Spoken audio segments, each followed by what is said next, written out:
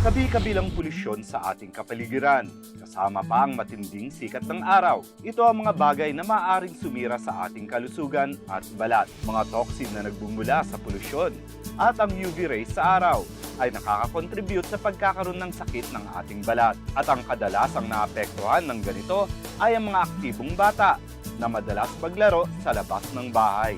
Sa ganitong pagkakataon, kailangan ng tulong ang mga magulang sa pag-aalaga ng balat ng kanilang mga anak. Alam nyo ba na isang mabisang panglaban o pang-iwas sa mga sakit sa balat ay ang vitamin E.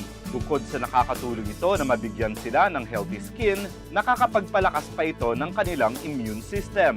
Makukuha ang vitamin E sa pamamagitan ng pagkain ng mga dark leafy vegetables tulad ng mustasa, mga gulay tulad ng broccoli at kalabasa, mga prutas na kagaya ng papaya at avocado, mga isda tulad ng salmon at mga mani, kagaya ng sunflower seeds at buto ng pakwan. At kapag hindi sapat ang vitamin E ng inyong mga anak, makukuha nyo na rin to sa mga supplements na ginawa pambata. And that's our health trivia for today. This portion was brought to you by BioFit Plus.